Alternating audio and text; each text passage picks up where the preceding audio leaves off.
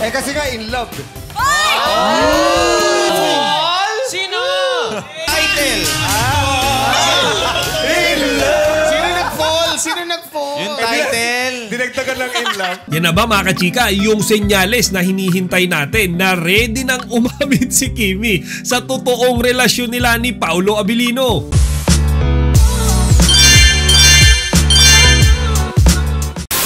Magandang araw mga kachika! Rigel po ulit ang inyong Chika Patrol! Bago tayo magsimula mga kachika, inaanyahan ko muna kayong mag-subscribe dito sa ating munting channel para palagi kayong updated sa mga latest at nagtitrending na mga showbiz balita. Talagang hindi nakukumpleto ang araw ng mga 8 Showtime hosts kapag hindi nila napagtitripan si Kim Chiu. Kasi ngayong araw mga kachika, sa segment nilang karaoke, si Kimi na naman yung napagkumpulan nila ng tukso. Sa hindi kasi malamang kadahilanan mga kachika, puro love song yung pinahuhulaan nila ngayon sa karaoke.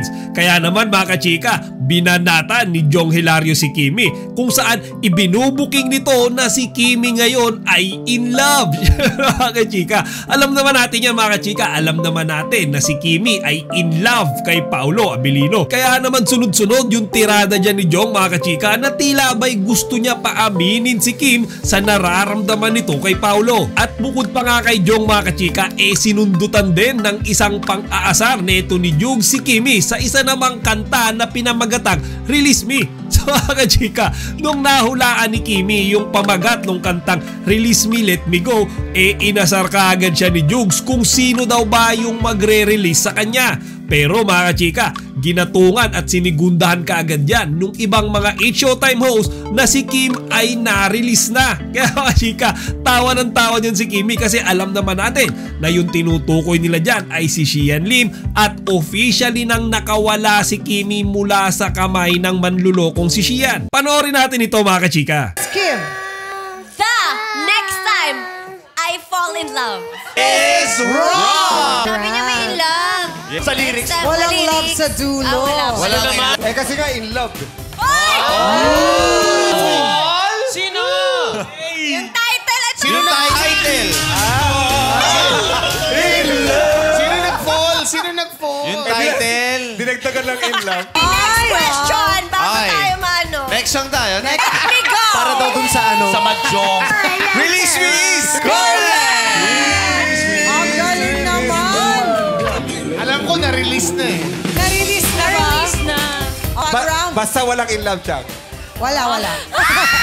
Oh, eto na. Let's see. Kaya naman mga kachika, nung napanood ko yan, tawa ko na tawa.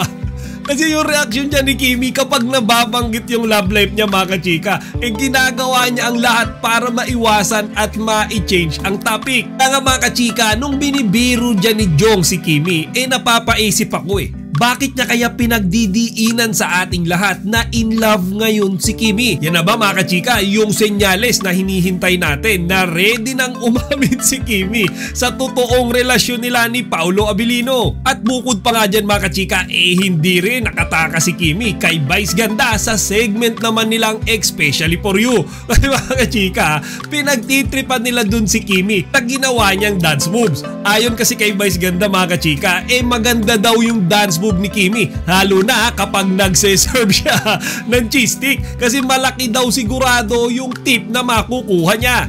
Panoorin nyo ito mga kachika. Iba talaga. Ta ta ta ta. Magkano barrel, Zay? Malakas tip niya kung sumasayaw kami. May cheese sticks. Saan ito na cheese sticks? Ano number mo? Mas Pumasok mapasag. ako dito, akala ko Blackpink ako. Ginawa niyo ako waiter. Sa combo. Blackpink pala siya. God. Grabe. Ano kwento nyo? Iba mga kachika, ayon nga kay Kimi pumasok siya doon na akala niya siya ay isang Blackpink. Yun pala siya yung gagawing waiter.